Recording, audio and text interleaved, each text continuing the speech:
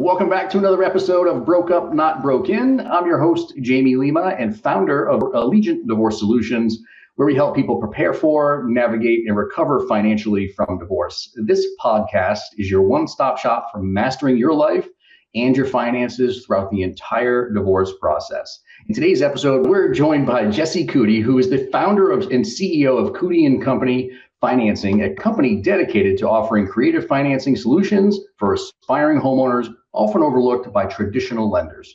With years of experience as a real estate investor and landlord, Jesse launched his company to help self-employed professionals, foreign nationals, and those with limited credit achieve homeownership.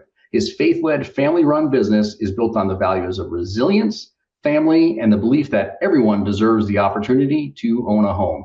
Today, we're going to delve into how their innovative financing solutions can aid individuals going through life transitions such as divorce, ensuring they can secure a home without traditional lending hurdles. So grab a cup of coffee or your beverage of choice, buckle up, and let's once again get you financially and personally empowered. Jesse, man, it's so great to have you here today.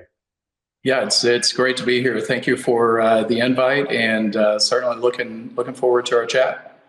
Yeah, man. And so this is something that comes up in a lot of conversations that we have with our clients, right? So people going through a divorce, there's definitely some financial challenges that go along with that. A lot of folks are going from a dual income family scenario to now a single income family scenario. And I'm sure you deal with all this a lot of the time. So I think this is going to be an amazing conversation, hopefully really, really fruitful and beneficial for our listeners. So how did you get into, you've been a landlord and a real estate investor and doing all these amazing things.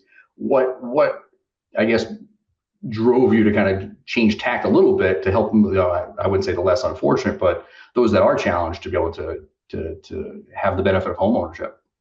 Yeah, actually, it was a personal experience of mine that kind of led me down this path. My wife and I were looking for a home, and we kind of ran across some of this owner finance, and they really didn't offer anything other than just you had to pick the home that they had. So for us, we thought, people probably don't want that home, and they want to pick the home that they have dreamed of. So we found a way and created a way for that to be possible. That's awesome. As a business owner myself, I ran into this problem myself. We were actually looking to buy some land as an investment, and man, just trying to go jumping through those hurdles, trying to get to secure that loan as a business owner.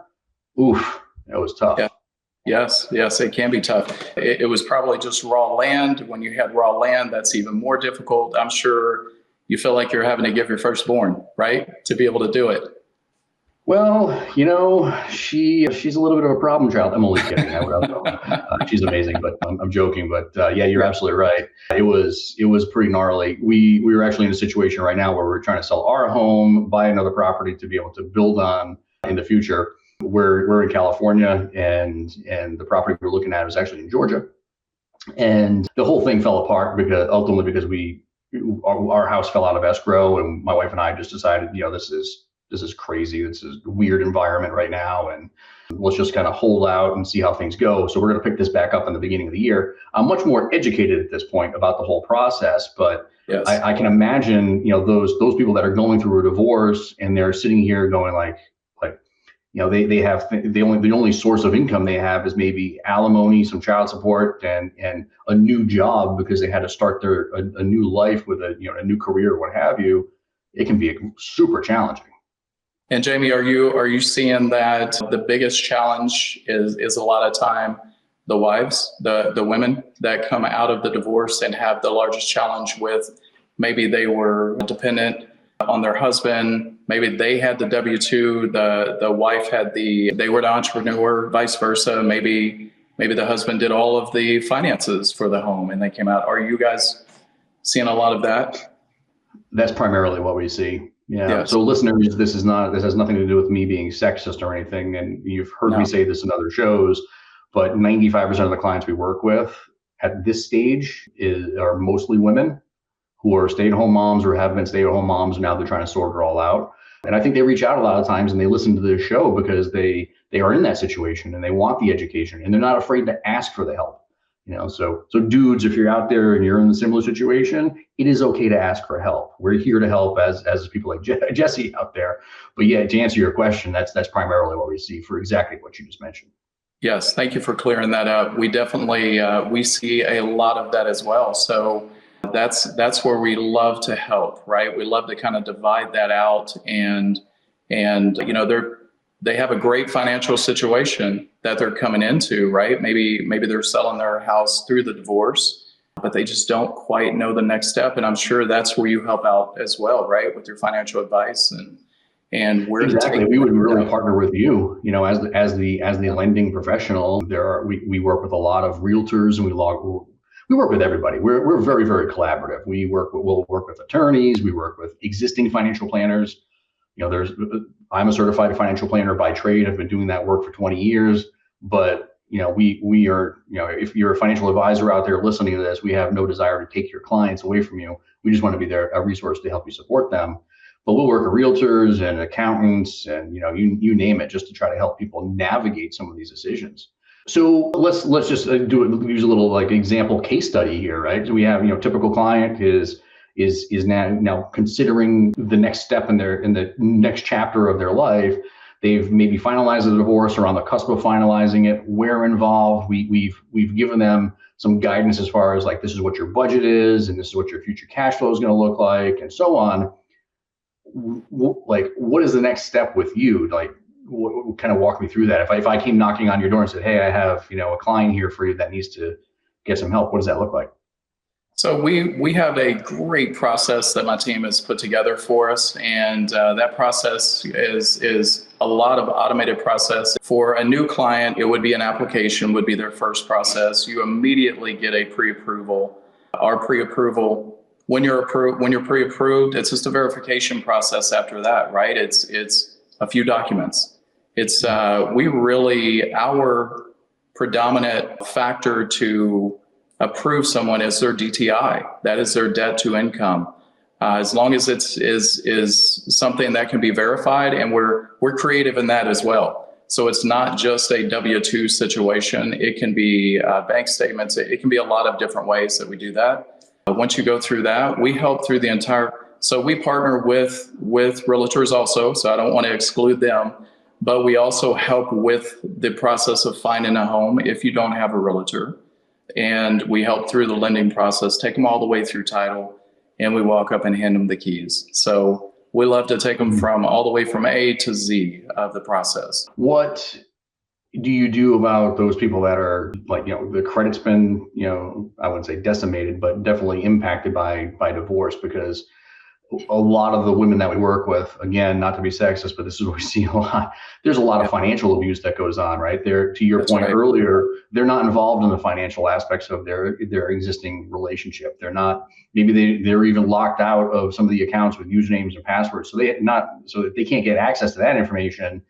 And a lot of them at the same time, the credit is hurt through the process of divorce because they don't really know what they own. They don't know what they owe. It can be a little bit of a disaster. So how do you handle something like that? Is it more of, let's just triage them and see where they are now and maybe give them some guidance as far as things they need to do to improve that scenario? Or can you just like work with it as is? So yeah, great question. Thank you. That's one of the things that we kind of pride ourselves with is the credit. We are not worried about your credit. As long as there has not been a foreclosure in the last 5 years or a bankruptcy in the last 2 years, we're not worried about your credit. We pull credit just to verify debt. That's all we do. Credit is not a factor in an approval process with us. You have to tell me more about this, but so let's go a little bit deeper on that. I'm not really sure I understand that because I've bought 5 or 6 homes in my life, and I've refinanced them a couple of times. So I've gone through this exercise, call it 10 times, and every time it feel like it was predicated on your credit and credit score. That is traditional. So it's kind of hard to get over that hump with just kind of the mental mindset, right? That we don't bother with credit. We've had people come in with a 500 credit score. We're not concerned with that. Again, we're looking for no bankruptcies, no foreclosures, right? Within a certain period. Your credit does not matter at that point. We're looking at consistency with pay. and that you can afford the home. It's kind of like entrepreneurs, right? Even if you've been through a recent divorce, you're an entrepreneur, you no longer have a spouse that has a W-2 that was relied upon. Well, you have an issue, because entrepreneurs, we're very fortunate to, as you may know, tax code gives us options, right? And depending on which you choose, gives you a way to buy a home, or sometimes maybe not. So we look at kind of reality of what is your income, what is your current situation. Life happens, right? Good people sometimes are in a bad situation. I'm sure, Jamie, you're dealing with that quite a bit in the business that you're in. Absolutely. Absolutely. I mean, some of the most amazing people that, are out there are just dealing with some not so good stuff. Yes. And when that happens, how do you help them, right? How do you direct and guide them in the right ways? Yeah, I mean, our situation is probably very much like yours. I mean, sometimes we're very much a financial coach in many ways, right? There's a lot of financial coaches out there, and TikTok gurus and all the other stuff that there's really no certification for a financial coach, just for the record. But so anybody can call themselves a financial coach, but I feel like that's what we do sometimes, and that's kind of what why I was asking the question earlier about, like, what steps and what tips and tricks do you have? Because if we can understand that, me personally, if I can understand that, then as we're walking clients through this experience and they're trying to figure out what the next step is, do I buy, do I rent? If we know, like, here are some things you need to be considering and things that you can do, which I'm starting to glean from this conversation here, now we put them in a much better position moving forward, right? And we can help coach them and keep them on that right path moving forward. That way, when they come to you as the lender, they're prepared, they're ready to go, and they know what to expect. So I think this is well, I'm so glad we're having this conversation selfishly for myself. And Jamie, a quick question for, in your path, you talk about rent or buy. What has been your experience through all the homes that you have purchased over time and their value? What's been your experience? Well, I mean, I feel like depends on the day of the week, man. I mean, I kind of, and I've been a financial planner for 20 years, and I feel like we go through these phases of the economic cycle where it's more advantageous to buy, it's more advantageous to rent. But I recognize that, our clients and people that are listening out there can't necessarily flip-flop one with the other, over, every 3 or 4 years, depending on what the market's giving us from an economic perspective. One of the things, if we're related to divorce, one of the things that I encourage people to do is a lot of people that we're working with are concerned about, do I keep the home? Do I not keep the home? Do I want to sell it and take the cash and go buy another property? Or do I want to just, do I want to try to stay where we are for the sake of the kids or for the sake of my emotional well-being or what have you? So we'll walk them through that experience and that exercise, and we can actually mathematically help them understand, like, can you even keep the house or not? Because when you go from that dual income family down to single income family, it's not always advantageous or practical to keep the house.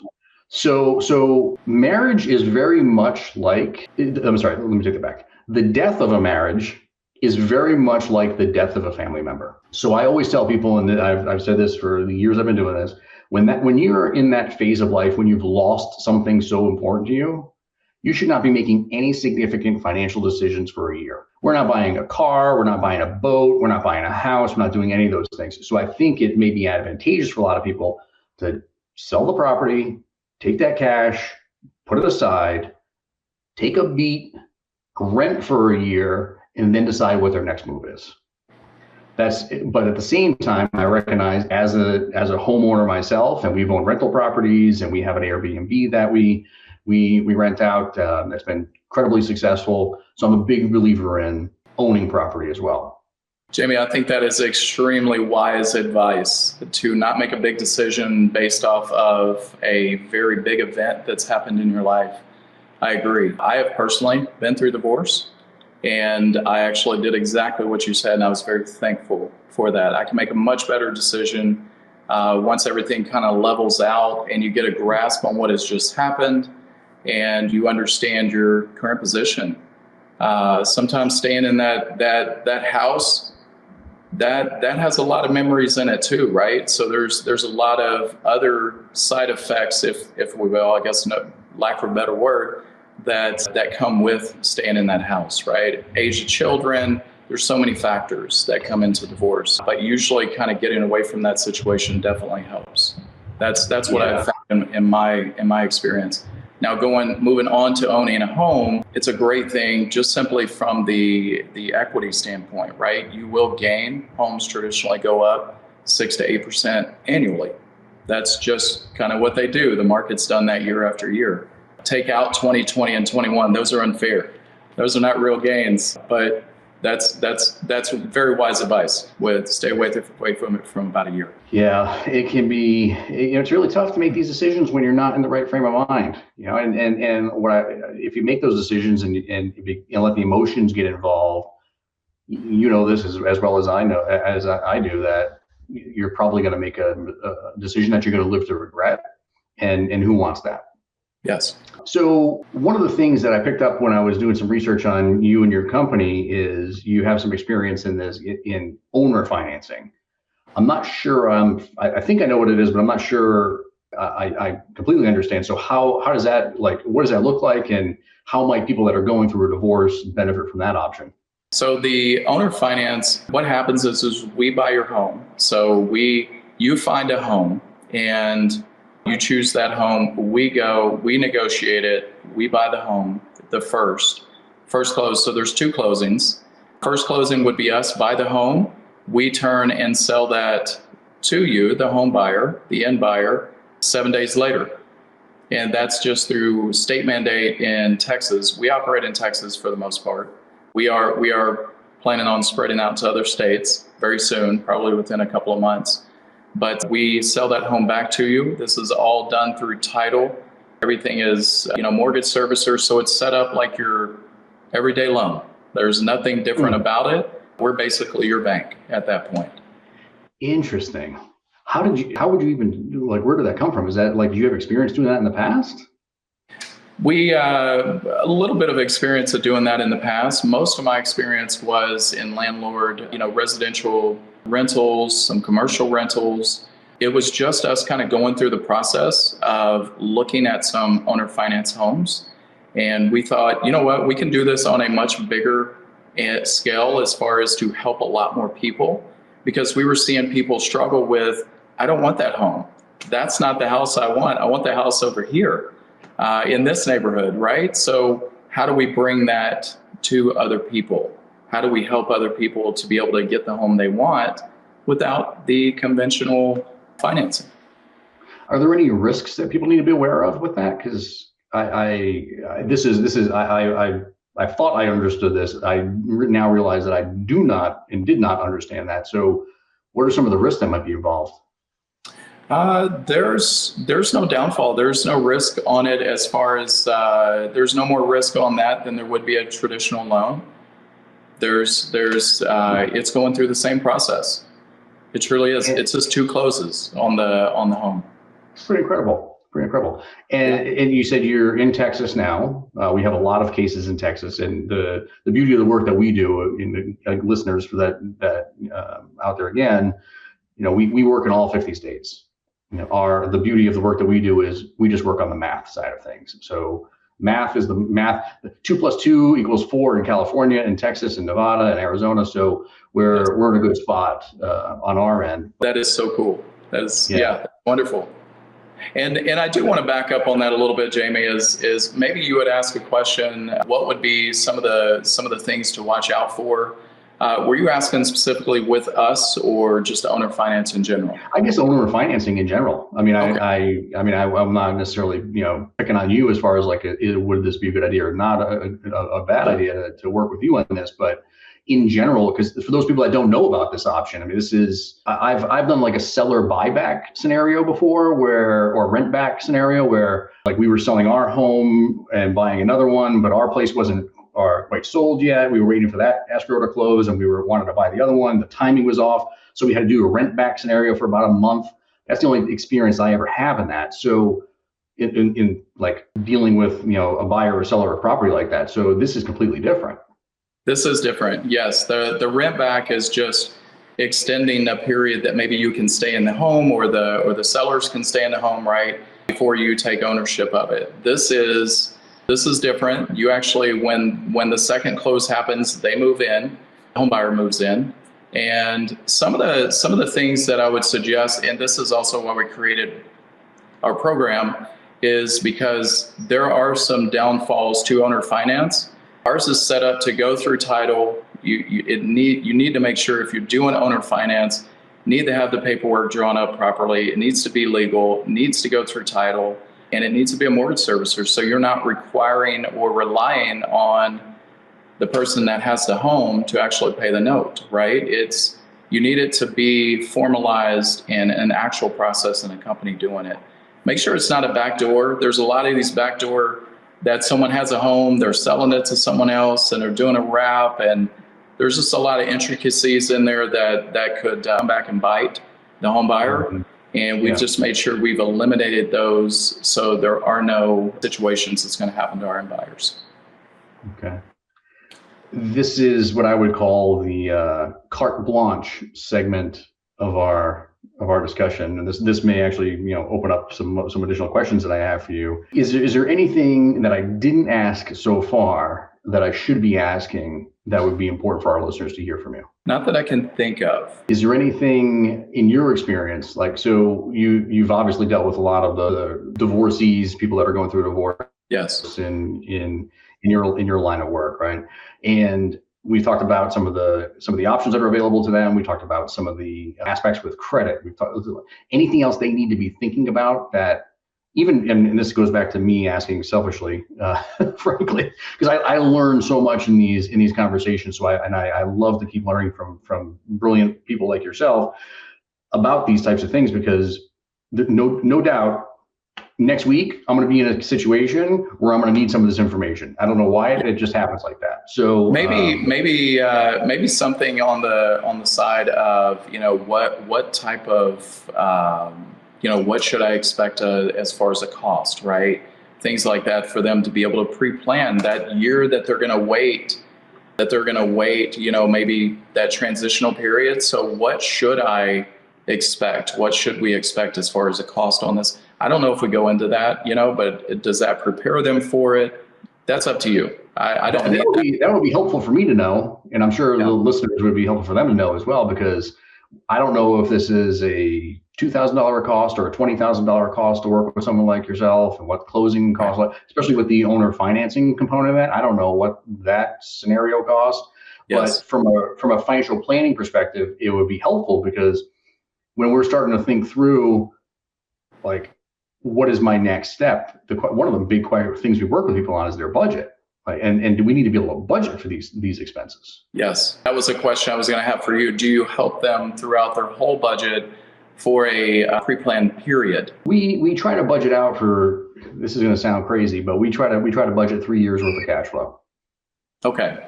Yes. So when we were looking at, and I think that would be helpful for you as the lender to know, right? Here's what they have coming in, here's what they have going out, and this is what we're projecting over the next 3 years. I'd venture to guess that's going to be helpful in the whole lending scenario. Right. Yes, that's huge. That would be a big help, because that kind of understands, because when we run the application, we ask about DTI, right? So when we ask about that DTI, the debt to income, we are looking at what is their income. It gives them a purchase power. The purchase power is how much of a house can you buy, right? That may be a different situation than what you currently were just in. You don't have the dual income anymore. So we have to understand, what can we purchase? Where can we find that? So yeah, that's a big help to us. Do you consider all forms of income? Because alimony is a big one, right? We do. Yes, we consider all forms of income. And we get creative on that. Again, some people have cash out that they get income, right? Some it's alimony. It is a big form of income. In addition to that, we also have a homebuyer guide that is on our website, which is phenomenal.